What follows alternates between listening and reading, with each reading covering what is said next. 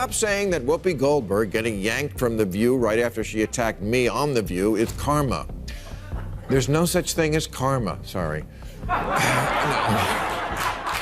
Sorry, but life is random. The only word to describe it when a big game hunter gets trampled by an elephant and then eaten by lions is hilarious. Welcome back to AllStarBuzz. Thank you for joining us, and let's begin. Bill Maher is back, delivering his signature brand of no-holds-barred commentary. And this time, his target is none other than Whoopi Goldberg. Known for her often divisive takes on The View, Goldberg stepped into the ring with Maher, and the outcome was nothing short of a rhetorical beatdown. Goldberg's recent comments, riddled with contradictions and misdirected arguments, caught Maher's attention like a moth to a flame. And black people can't afford to indulge rich white people's need to endlessly flagellate themselves. They just want prices to go down and good jobs and the police when you call them. Well, if he's right, then why didn't people vote for the former prosecutor who actually had policy plans to help the working class? And if there's one thing Maher doesn't tolerate, it's what he calls performative wokeness. What followed was a takedown so incisive, it left Goldberg scrambling to defend herself.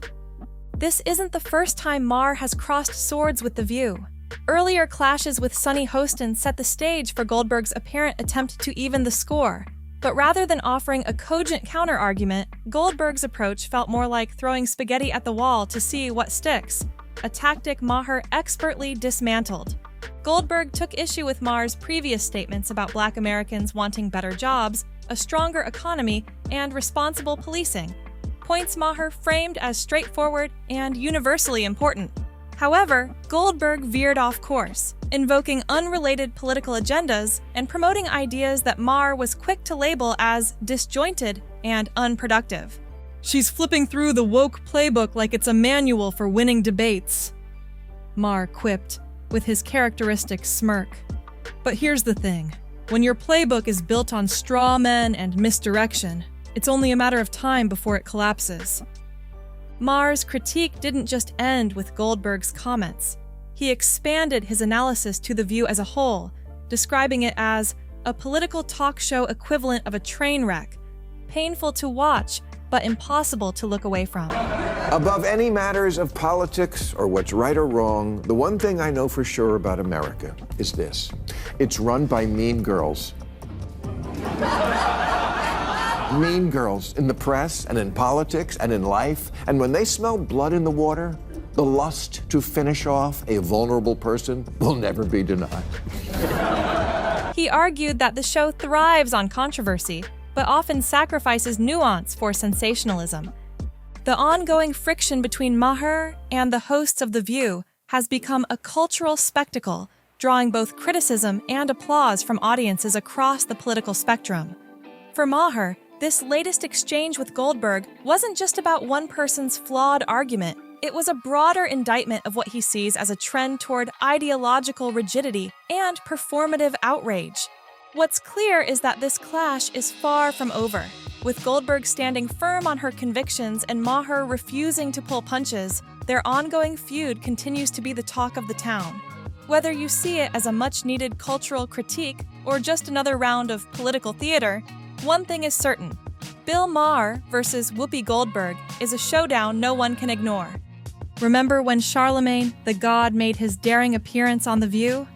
Watching him navigate the chaos felt like witnessing someone walk a tightrope over a pit of lions. And after what unfolded, you couldn't blame him if he left wondering whether he'd just visited an alternate dimension. Here's the backdrop. President Joe Biden, the self-proclaimed champion of justice, stirred controversy by pardoning his son, Hunter Biden, after Hunter was found guilty of corruption and related charges. The irony practically writes itself. A president who boldly declares, "No one is above the law," suddenly becomes the poster child for family-first immunity. Hunter's guilt wasn't just evident, it was glaring, like a spotlight on a stage. Yet, accountability apparently didn't RSVP to the Biden family meeting. Charlamagne didn't hesitate to point out the hypocrisy.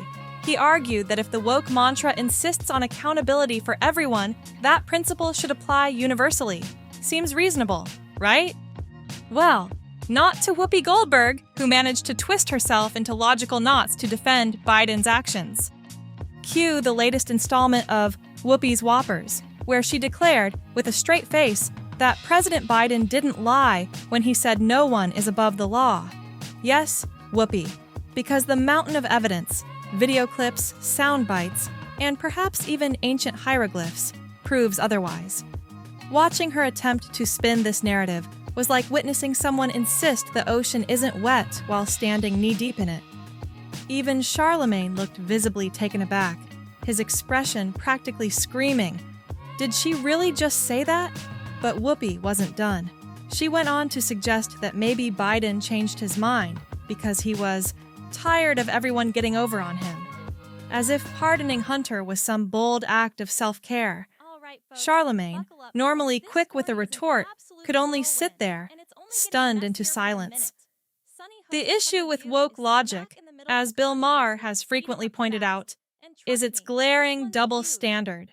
When someone outside their bubble missteps, it's a full-blown outrage machine. But when it's one of their own, the moral compass mysteriously malfunctions, and accountability becomes a distant echo. Whoopi and her crew might have thought they could spin their way out of trouble while Charlamagne was on the set. But when Bill Maher caught wind of their antics, he made it clear, "Hold my beer." What followed was one of the most incisive takedowns in recent memory. A verbal dissection so sharp it left Goldberg's arguments in tatters and the woke mob scrambling for damage control. Bill Maher couldn't have hit the nail on the head any harder. The woke mob, self-appointed arbiters of truth and morality, have once again revealed their glaring hypocrisy. Hunter Biden's guilt was undeniable, but thanks to his father's position of power, accountability conveniently evaporated. Imagine the outcry if anyone else were in his shoes. The mob would be out for blood. But when it's one of their own, suddenly, justice becomes a vague and malleable concept. Maher was absolutely right to call this out for the farce it is. It's not just about Hunter. It's about a system that shamelessly favors the elite while mercilessly cracking down on everyone else. The real question isn't whether Maher's takedown was warranted. It was. But how much longer Americans will tolerate this blatant double standard? The hypocrisy doesn't stop there. Maher astutely pointed out the complicity of mainstream media in perpetuating this charade.